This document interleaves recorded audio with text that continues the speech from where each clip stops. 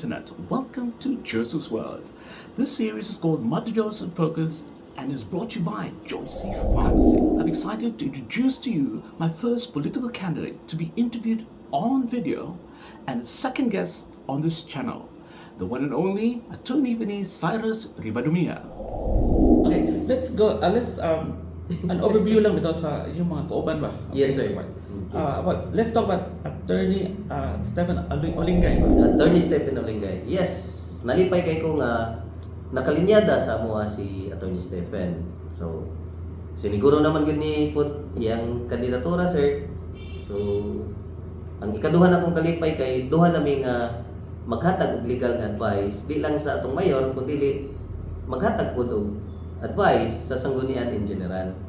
So, si Stephen is akong naibawan, maayong nga tao, generous, and angayan pod nga mulingkod as konsyal dinhi sa Madadeos. Si Perla Nini Bakayo no. Unsa man ang na-accomplish niya? Si Nini Bakayo, actually parinti nako ang bana ni konsehal Nini Bakayo, Perla. I know her as a barangay captain before sa Maalat, and I know her as a strong woman, a strong and independent woman.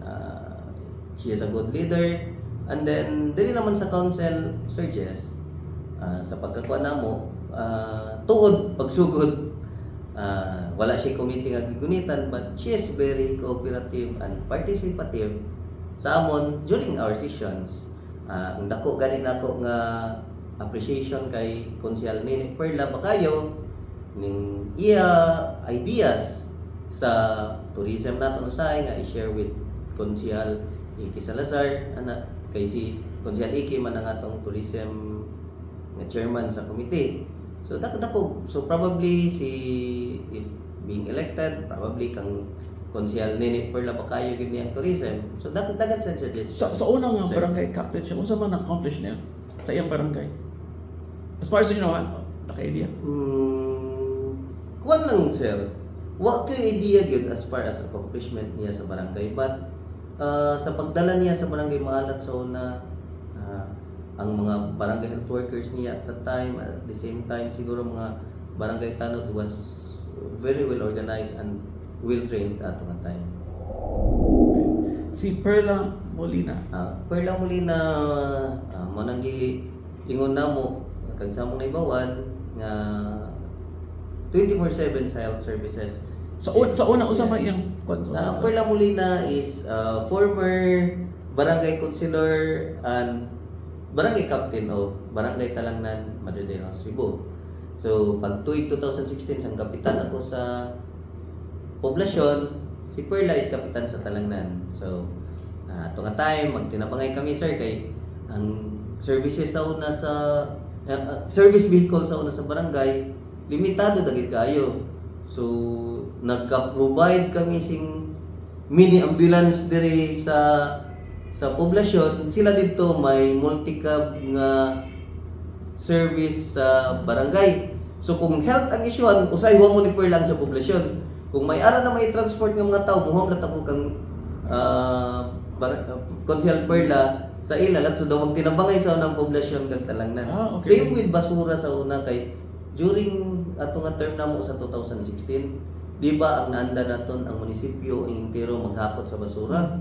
Sa panahon ni Sali, iya gi intrigar ang koleksyon sa basura sa amon without giving equipments ba. So ato nga time, sir, nakalitan ang mga barangay.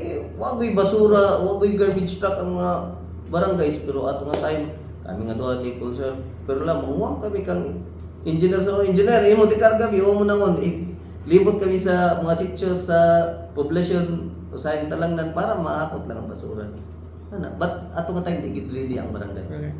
Si Owen Daruca. Owen Unsa man Daruca na-accomplish niya? is pagkahuman akon as Iski Federation President sa Madadeos, siya ang isunod sa akon. So as far as accomplishment siguro ni Konsyal Owen, pareha na to, naapod siya accomplishment sa sports kay pag human ako term sa iski, siya man ang nagpadayon, sir. So ay baya po ang iyang agi. Then karon nga set up na mo, sir, siya ang chairman sa infrastructure. So probably kaning mga road concreting, mga buildings nga tukuron, siya din ang unang makaibawan na, and then siya probably mo pasar og resolution para matukod na siyang mga buildings na to, like munisipyo man siguro o kaning hospital na to.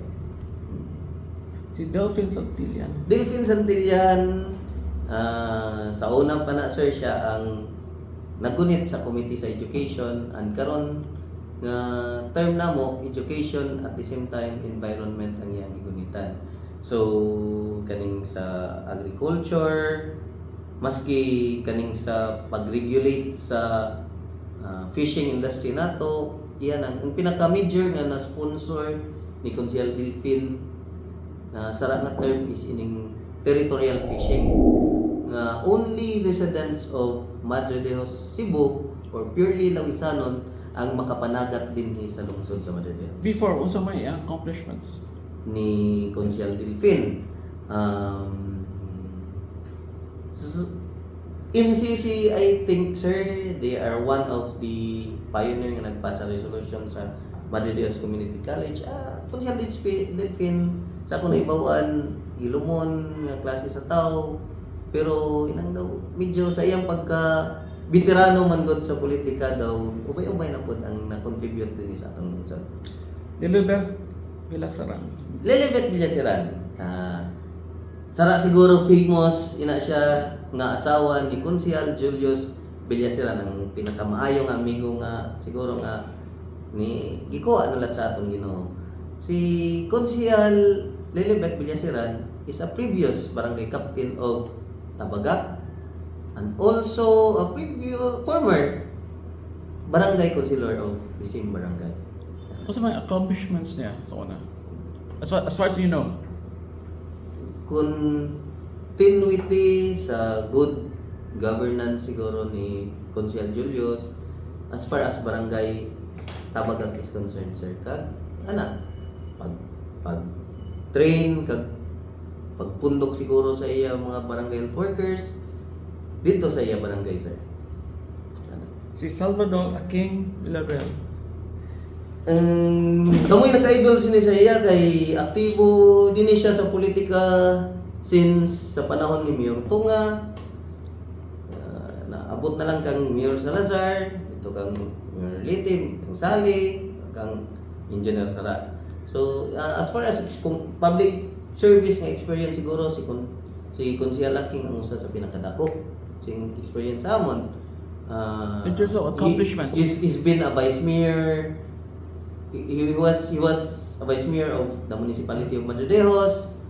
And then as far as accomplishment siguro, Sir Jess, may pud nga pagkadala niya ang barangay Talangnan kay incumbent barangay captain man siya sa barangay Talangnan. Maayo siya mo dala sa iyang mga barangay tanod sa akong nahibawan, sir, karon. And then di ko kayo makasulti sa iyang napasar nga mga resolutions, sir, pero daghan na siya kay sila man ang mga dagkog tingog yun, sir, sa konseyo sa una. And then diha ta may nakatunan punta nila basically, so mo nang karon usab pud ta sa Saba diha sa konseyo. Pero with the help of course of Consejal Aking Villarreal, kay kuan gini siya mo voice out pud sa iyang opinion. okay, we'll go to the last part sa atong interview. Yes, Word association could be a word, a phrase, or a sentence, okay? Yes, sir. And you can just say whatever you want, okay? One word lang. It could be a word, it could be a phrase, A or you phrase, can, okay. just Sige, sir. whatever comes to your mind, okay? Ayuda. Ayuda, may pinili. That's the reason nga nito nga ang Team Villaseran. Kay sa Team Villaseran, way pilion, mag-green man or mag-red. Okay. Opportunities. Opportunities to all Lawisanon. So, that's the job of the local government unit to maximize opportunities para sa mga Lawisanon. So, Corruption in LGU. corruption in LGU. As of now, sa term ni Mayor Villaseran, as far as public officials, elected public officials, wa gyud tay corruption karon siguro dira. Sa employees. Siguro sa employee siguro na ay minimal sir but not that rampant sa panahon ni Sally sa una siguro. So you're saying right now it's lesser compared to previous Di administration? po ko ka sir, balik ko na dili perfect siguro ang administration ni Mayor Romeo, but as much as possible we are trying to do the best our best effort and all the best thing para sa administration. In what way? Well, gibantayan na mo pod baya ang kaban sa gobyerno sir as much as possible lang magawas. Di lang yun siguro ang tanan nga aspeto but di man ta makamonitor good office by office ang as councilor but si Mayor gibantayan gid niya. Can I ask something about personal issue na ko? Yes sir. Yes sir. Nag-file ko sa ombudsman, no? Yes. Regarding sa forgery sa akong signatures, 3 Signatures. times. Isa nag-letter na sa mayor's office, right? Yes, sir. Regarding that aspect, no? Unsa bang nabuhat sa the mayor regarding that? Because after all, it's still corruption. They basically stole about 60,000 plus of money sa government ba? Using my signature, forging my signature. So, unsa man gibuhat ni mayor? As far as you know, do you Yes. know anything about it? Or Kun sir, usahay man gud ni ang ang trabaho sa atong mayor tungod sa kadaghan ng offices o sir ba. So medyo daghan pud ang papilis nga moanhi sa iyang office. So now, ang forgery nga nahitabo siguro sir happened during the previous administration. yes, correct. So tuod siguro may mga notices nga naabot Yeah, gikan sa office ni ombudsman Mayor. gyud. There's a letter, Actually, wa ko kahibaluhaon sa na siya. Gikan sa ombudsman to investigate the It's, case. kana siguro sir, it's for the mayor Yeah. to So you have no idea. duwa ko yung Okay, idea okay. na. But tanang transaction as of now para ma-prevent ang forgery Yeah. is giatiman na karon siguro sa kaning office of the mayor at the same time ang HR nato siguro. I mean, prevention is one thing, no? But again, Yeah. if the people have done it before in the past and they're still there, it's still the same issue, no? Because they'll always find ways to maneuver the way through the system to corrupt, right? I mean, let's face it. Usang policies, butang ni mo nga na, tao nga been in the local government for a long time, they know how to maneuver the way around the issues and the different policies. So kani sila nga corrupt sa una, which is in this case, in my case, nga they use, I mean, this is actually corruption, you know. Yes, sir. And then kanang on your face nga corruption is not under the table, on your face diba kay forgery gina. It's a criminal act. And then they're still there nga sa atong munisipyo, meaning they'll find ways around different policies, right? So that's why I asked, unsa gibuhat niya kay at the end of the day, even though you have policies, if you try to so-called prevent, if the people, mga smart people nga, who's been there in the government for a long time, will always try and find ways around those systems and there's different kind of mga policies nga in place. Am I correct? Kuan sir. Sayad man siguro ang lawisanon rin nga pag-assume ni Mayor Romeo dili wa niya pangtangtanga ang mga tao sa previous administration ana. So ang iyang basis sir is siguro ini nga mga tao may mga skills, may mga talent, may mga education siguro na fit sa ilang trabaho. So mo nang pagsugod kita mo sir, pang-obserbahan siguro ni Mayor Villaseran and sa mga nakita niya so far, they are performing well man siguro. Now, mao lang pud na ang mensahe namo, nako ha kay di man siguro na sa group nga ako pud as one of the councilors na nagtanaw pud ani nila. Now, as far as ireklamo or i-discipline ng workers, sa executive naman na siya. But dako ang akong pagsalig man gud kang Mayor sir nga if kani sila nga mga empleyado nga gisaligan na karon namon tuod sa pagsugod namo dili tao original tao ni Mayor but sangan nga gisaligan na sila sir if magbinuang pud ni sila di pud magduwa-duwa si Mayor pag They have committed, disiplina o pagpapahawa yeah, nila. but they have committed a criminal act, okay, which deserve justice Mm. and then process of, di ba? and to not do anything about it. It's Ah, denying the conduct. Karon ra ko mo kwan sir, murag mangutana na po, balik lang ba? Balik lang. Yeah. Inang is the case filed na human na. May Well, may decision na. No, not yet. Ah, not That's why- yet. That's why I'm asking unsa gibad kay. Okay. Kuha na lang sir. If akong opinion man gud sir, mo gawas na Yeah, ang no. I just wanted to know if you knew about it. Yes. That's why you said you didn't know about it. Okay, That's it. sige, No. sige. I'm just expressing my opinion regarding that issue ba. Yeah. Because you mentioned about trying to prevent corruption, prevention of corruption ba. Like I said, despite the prevention of action, kaning mga corruption, if the people who are corrupt sa una are still there, they'll always find ways to corrupt.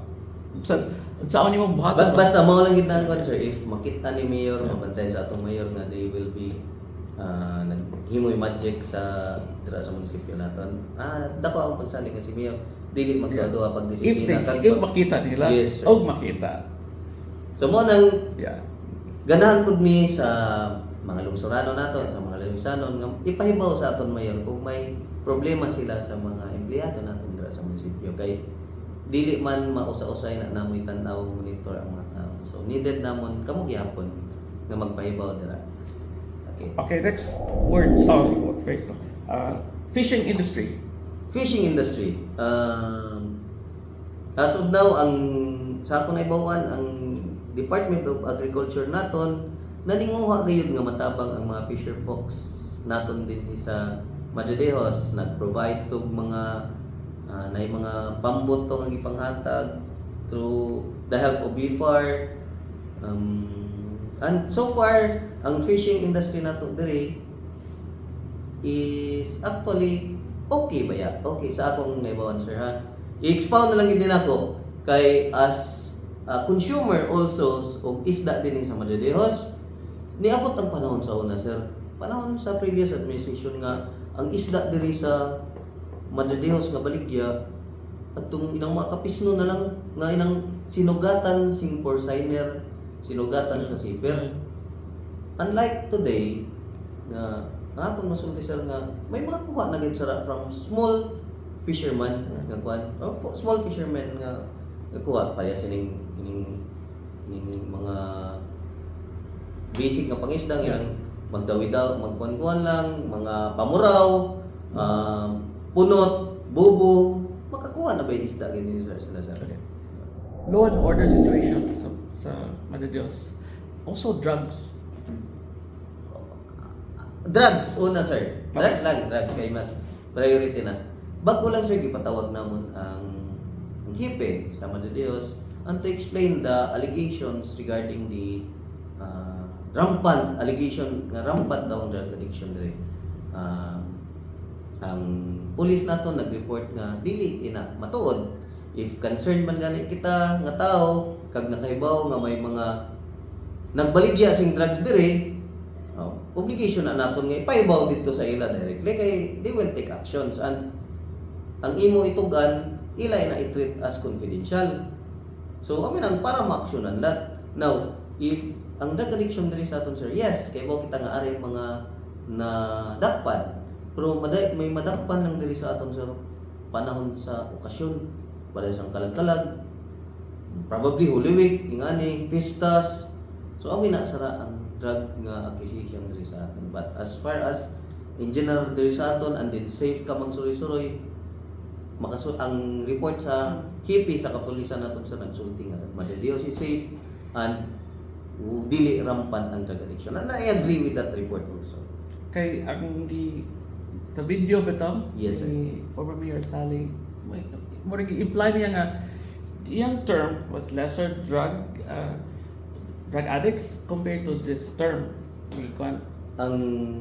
Is that true or false? Ang simple nga Luisanon Sir Jess makasulti nga dili kayo tinuod. Sa panahon ni Mayor Sally, Sir Jess, kay baw kita nga grabe ato sa una. May mga tao kita nga nakilyaan lahat nga inang nadakpan nagbuhi sila nga mga gidili nga tuga kag nangadakpan sa una ana. Now, here comes Digong. Sa panahon ni Digong, grabe atong enforcement sa una dayon sa drugs kay gipang compel man to nga may mga surrenderies na dayon nga may report. So grabe ang surveillance sa una nga himuon. So atong sa kang digong nindot ato niya sa programa which was adopted by the local also nato sa ato nga panahon. Pero sayod kita sir nga maski sa surrenderies damoy mga tao sa una ang admin nga wa na appeal wa ni lagi appeal as surrenderies. And I can name few of that some Okay. persons nga wa na appeal sa ilang staff. Garbage. Garbage. As much nagpalit ang LGU og dako nga dump truck para makutan si garbage dinhi sa lungsod. Pero ang dako man kudo sa sir is Lugsod with the whole yes. But In entire Madideos. But, Amin ang may dako kita nga dump truck. Pero tungod sa kasudlonon sa kwan sir, sa aton garbage kwan ba nga labayanan ba nang amin ang gikay naton na siya gamiton para dira, but gamiton na naton siya sa tong mga special nga garbage para ilabay dito sa Asturias manata. Kaya amo lang ka kontrata naton. So as far as possible sir ang aton Minro maayo ang ilang panglimpyo kag pagmolekta diri sa basura sa lungsod sa Madideos. So amin lang kung may mga pundok dira sa basura, i-report lang ninyo sa Minro kay they will act right away. And then if dili, ipahibaw ninyo sa mga official na dahil ninyo sa lungsod. Public CR. Public CR. Yes, ang public CR din sa aton sir is needed gayon. Kaya nakita naton nga gamay na ini siya labi na sa mga okasyon nga subong sini. And actually ang dili public CR ang gi-encourage ang gibuhat sa munisipyo, but CR sa taga Bubong sir. Taga Bubong. We are ang programa sa health ni Consel Perla daw siya man ang matubag sini nga kung mahimo tanan balay annex man nila siya nang sumpay sa original nga balay ba kinahanglan may CR gayon, and we are giving assistance. I know that's for private. Yes sir. Private Na. But So, but for public CR, everybody can access ba? as of now sir, naninguha lang ako may event maka-provide kami sing public CR. Public CR sa quota siguro mapunan nila tira. Like in this area, no? Like Plaza. sa Murag man o Kuan man ko sir, if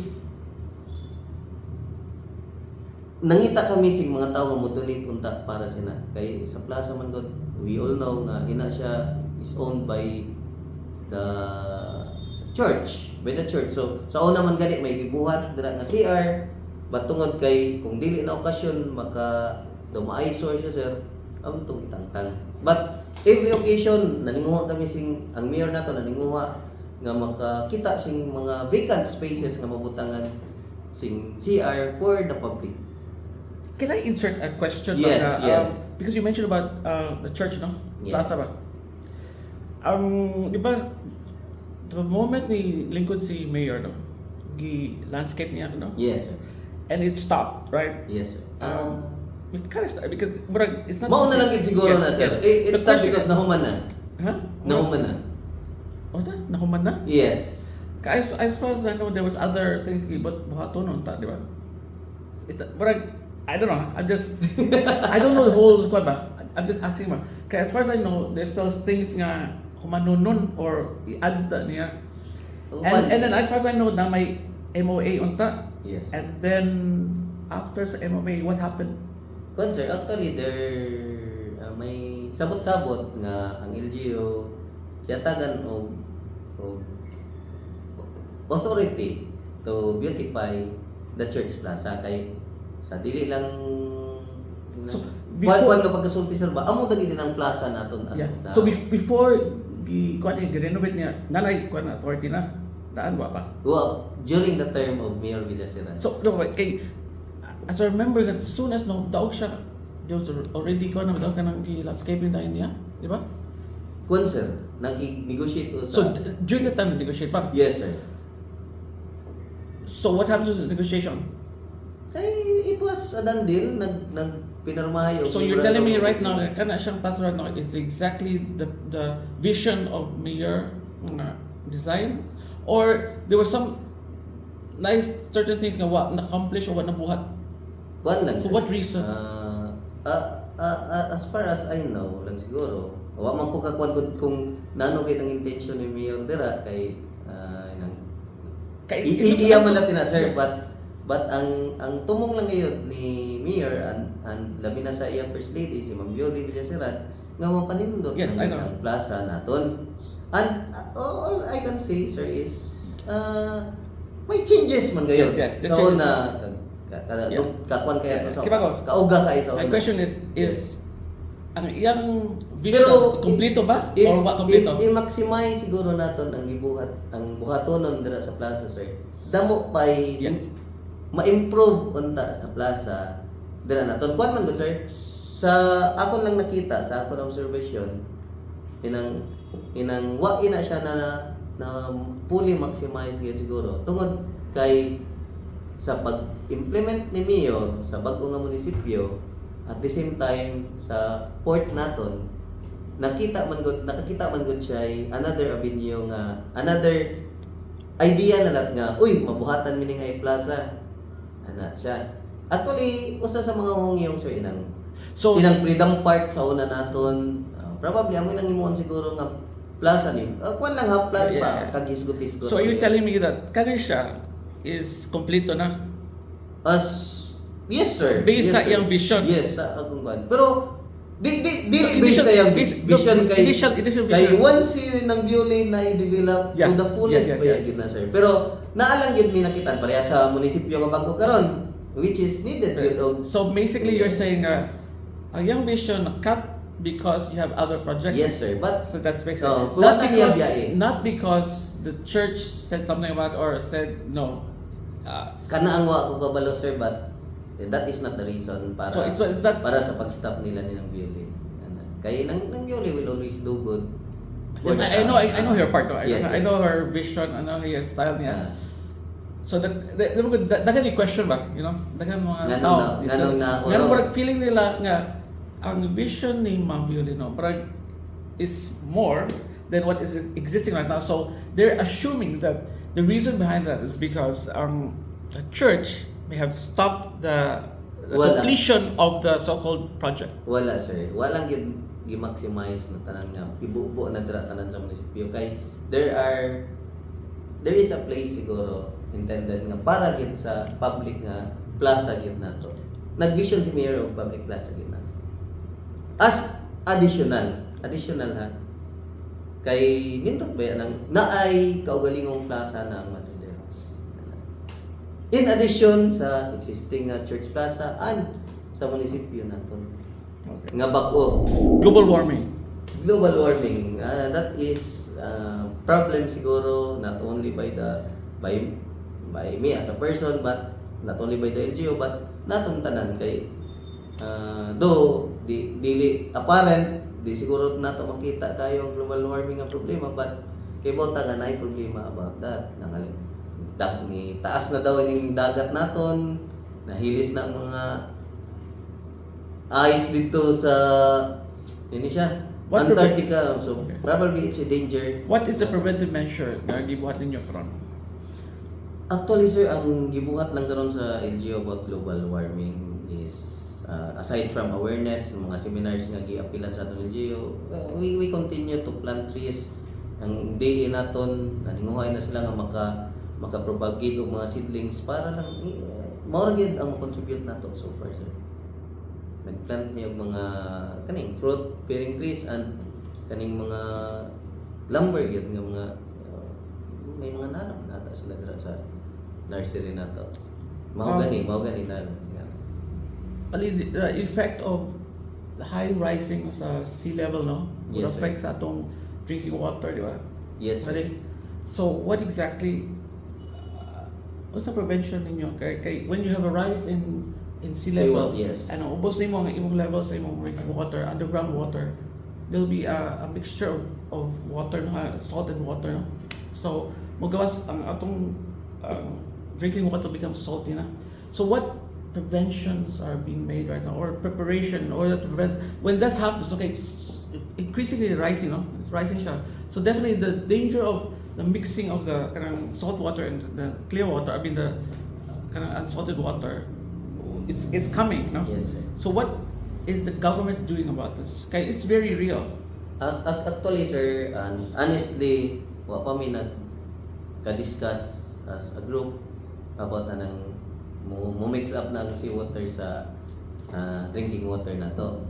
But ang nakita lang nako sa buhat karon ni Mayor, iyang giprotektahan sa ang mga kaning seashore, sir. For erosion. Iya, ang erosion, ang pagkuhan sa kabkab sa duta sa mga kabaybayunan, ma-prevented lang na, sir, mga igiunan niya. Actually, ako gani at first is very hesitant kay ganahan ba kita atong baybayon. But the situation man good, sir, nagka-worst maski diri sa nani siya ning Banilad man nga gikaon na gid sa dagat ang mga conserva area. So mo nang watay lain choice but to prevent. So mo tong mga seawall siguro ipadayon na nga projects ni Mayor. And then well, sini nga term siguro sa 2025 sabutan na namon ng mga water treatment facility siguro magamit kina naton ang makuha naton mapadayon diri ang safe drinking water sa Madrid. Okay, one last word. Yes, sir. Last na yan.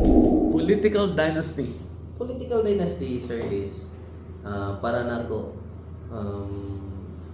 maski sa una pa digid kita pabor sa ng political dynasty kay ba man ta nga the more the merrier, the more the better. So damo magkadagan ang ulo sa mga tao nga nagtabang sa gobyerno, mas maayo nga resulta, mas maayo nga accomplishment. So, amoy na ang sa Team Villasiran tuod may mga existing naman nga ari sa among party nga may mga link, but sa lineup namon mismo, sir, walay dual man siguro dira nga nagikan sa one political clan or one political family. So, proud ta nga musulti nga why against political dynasty. Just to add one question ba, how many terms does kaning si Mayor need?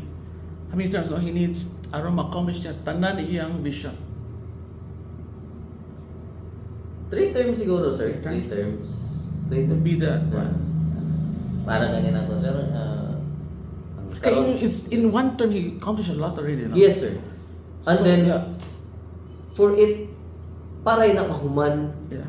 Nasugdan three naman terms. doon na. So So mo nang needed siya second term kay nasug. yeah, but your Para ideal mahuman na siya. is 3 terms. And mo operate. Operation. Yes. So completion of infrastructure, completion of the Yes. system, and then the actual operation, and then the flow will be ideally is 3 terms. Correct? Para na ko, sir. Okay. Yes.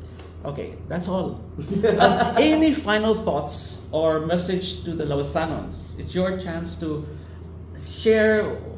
What's our message? Final message nila? Or announcements? Final message siya.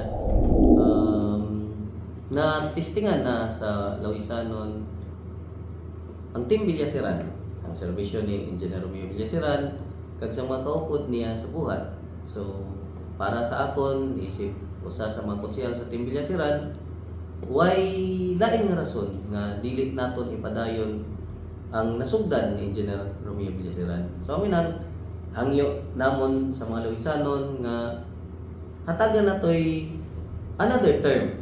Di lang si Engineer Romeo Villasiran, kundi si ang aton Vice Mayor nga very supportive sa atong mayor, si Honorable Vincent Villacrucis, kag kami tanan konsyal sa Team Villasiran. Ang kadaugan sa Team Villasiran, ibaw kami nga kadaugan natong mga Lawisanon. Kay kung sagulan pa ini naton sara, lisod na, may mga hindrance, may mga lubak-lubak nga magian ang Team Villasiran. Maayo na gid ang tiyagan sa aton gobyerno, maayo na ang teamwork sa among grupo. So, amoy nang ako masulti ako gyud sa tanan nga 10-0 gyud, 10-0. Thank you so much for the At the interview. same time, amazing Madrileños for the opportunity. basta ako, may sulti ka na ko ang Sir Gerson nga, wa man tayo gitago ko, sir.